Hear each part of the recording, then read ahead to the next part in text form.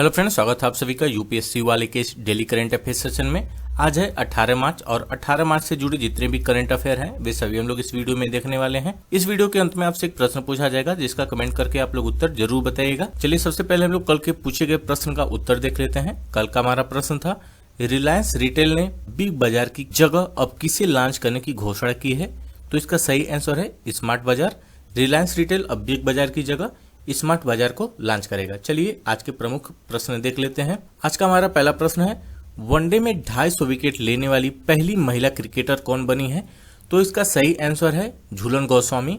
झूलन गोस्वामी एकमात्र महिला खिलाड़ी हैं जिन्होंने वनडे में 200 से अधिक विकेट लिया है और अब इन्होंने 250 विकेट लेकर एक नया कीर्तिमान बना दिया है। इन्होंने यह विकेट इंग्लैंड के खिलाफ हो रहे वर्ल्ड कप में टेमी ब्यूमोट को एलपीडब्ल्यू आउट करके यह उपलब्धि हासिल की है। और झूलन गोस्वामी बाएं हाथ की तेज गेंदबाज हैं। उनका यह 5वां महिला वनडे विश्व कप है और उन्होंने साल 2005 में महिला विश्व कप में पदार्पण किया था। अभी जो हाल ही में महिला विश्व कप हो रहा है ये आपका न्यूजीलैंड में हो रहा है। ठीक है, चलिए अगला प्रश्न देख लेते हैं। संयुक्त राष्ट्र ने किस तारीख को इस्लामोफोबिया का मुकाबला करने के लिए अंतर्राष्ट्रीय दिवस के रूप में घोषित किया है? तो इसका सही आंसर है 15 मार्च। 15 मार्च को संयुक्त राष्ट्र ने इस्लामीफोबिया को मुकाबला करने के लिए अंतर्राष्ट्रीय दिवस के रूप में घोषित किया है। 193 सदस्यीय संयुक्त राष्ट्र महासभा द्वारा इसे अपनाया गया है और इसको पेश किसने किया है? तो इसे पाकिस्तान के राजदूत मुनीर अकरम द्वारा इसे पेश किया गया है। यह उस दिन को चिन्हित करता है जब एक बंदूकधारी ने क्राइस्ट चर्च न्यूजीलैंड में 2 मस्जिदों में प्रवेश किया जिसमें 51 उपासकों की मौत हो गई और 40 लोग घायल हो गए थे। इसलिए 15 मार्च को इसे मनाने के लिए घोषित किया गया है। इस्लामीफोबिया का मुकाबला करने के लिए अंतर्राष्ट्रीय दिवस का मुख्य उद्देश्य मुसलमानों के खिलाफ हो रहे भेदभाव को कम करना है। चलिए अगला प्रश्न देख लेते हैं। गंगा से ब्रह्मपुत्र तक जाने वाला अब तक का सबसे लंबा जहाज कौन बन गया है? तो इसका सही आंसर है एमवी राम प्रसाद बिस्मिल।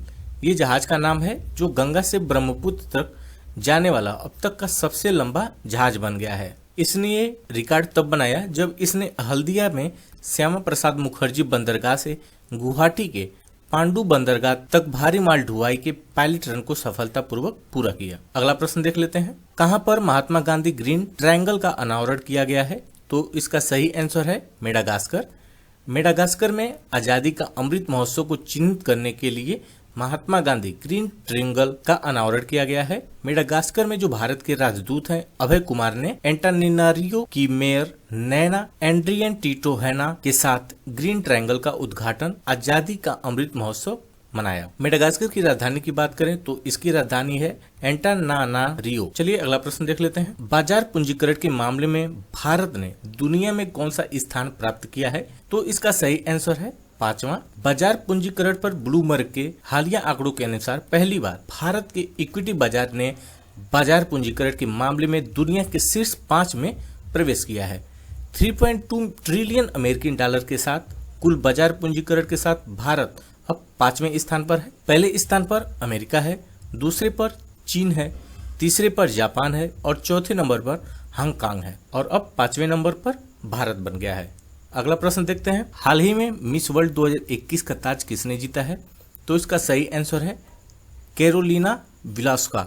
ये पोलैंड की रहने वाली हैं। इन्होंने मिस वर्ल्ड 2021 का खिताब जीता है और सेकंड रनर अप जो हैं वो पश्चिम अफ्रीकी देश आइवरी कोस्ट की Olivia yes second runner up रही हैं। और भारत की बात करें तो भारत की मनसा वाराणसी टॉप 13 कैंडिडेट में शामिल रही थी, लेकिन इन्होंने टॉप 6 में अपनी जगह नहीं बना पाई, इसलिए ये इस प्रतियोगिता से बाहर हो गई। अगला प्रश्न देखते हैं। IFR एशिया अवार्ड्स 2021 में Asian bank of the year का अवार्ड किस बैंक ने जीता है? तो इसका सही आंसर है एक्सिस बैंक। एक्सिस बैंक ने एशिया अवार्ड्स 2021 में Asian bank of the year का अवार्ड जीता है। ये भारत तीसरा सबसे बड़ा निजी क्षेत्र का बैंक है और इसको यह अवार्ड बैंकिंग क्षेत्र में व्यापक कवरेज और विशेषज्ञता की गहराई के लिए यह पुरस्कार सम्मानित किया गया है। और मॉर्गन स्टैनली को एशिया अवार्ड 2021 में बैंक ऑफ द ईयर का अवार्ड सम्मानित किया गया है। अगला प्रश्न देखते हैं। किसने टोयोटा मिराई का उद्घाटन किया है जो भारत का पहला green hydrogen fuel cell electronic vehicle है? तो इसका सही आंसर है नितिन गडकरी। नितिन गडकरी ने मिराई का उद्घाटन किया है। केंद्रीय सड़क परिवहन राजमार्ग मंत्री नितिन गडकरी ने नई दिल्ली में दुनिया के सबसे उन्नत प्रौद्योगिकी विकसित green hydrogen fuel cell electronic वाहन का टोयोटा मिराई का उद्घाटन किया है। टोयोटा मिराई भारत का पहला ईंधन सेल इलेक्ट्रॉनिक वाहन है जो पूरी तरह से हाइड्रोजन द्वारा संचालित होता है। ये क्वेश्चन भी बहुत इंपॉर्टेंट है आपके लिए। अगला प्रश्न देखते हैं, फाइड शतरंज ओलंपियाड 2022 का आयोजन कहाँ किया जाएगा? तो इसका सही आंसर है चेन्नई। चेन्नई में इसका आयोजन किया जाएगा। भारत को फाइड शतरंज ओलंपियाड 2022 के लिए मेजबान राष्ट्र के रूप में चुना गया है। ओलंपियाड का ये 44वां संस्करण है जो 26 जुलाई 2022 से 8 अगस्त 2022 तक चेन्नई में आयोजित होगा। 1927 में इसकी स्थापना के बाद पहली बार ये भारत में ओलंपियाड होने जा रहा है। इसकी जो मेजबानी थी ये रूस में होने वाली थी, लेकिन वहां पे युद्ध के कारण इसको भारत शिफ्ट कर दिया गया है। तो इसलिए फाइड शतरंज ओलंपियाड 2022 का आयोजन भारत के चेन्नई में होगा। अगला प्रश्न देखते हैं, किसकी याद में भारतीय सेना ने चेयर ऑफ एक्सीलेंस को समर्पित किया है? तो इसका सही आंसर है जनरल बिपिन रावत। जनरल बिपिन रावत की 65वीं जयंती की पूर्व संध्या पर भारतीय सेना ने 1870 में स्थापित देश के सबसे पुराने think tank United service institute of India में दिवंगत चीफ ऑफ डिफेंस स्टाफ की स्मृति में चेयर ऑफ एक्सीलेंस को समर्पित किया है। तो ये थे आज के मोस्ट इंपॉर्टेंट करंट अफेयर।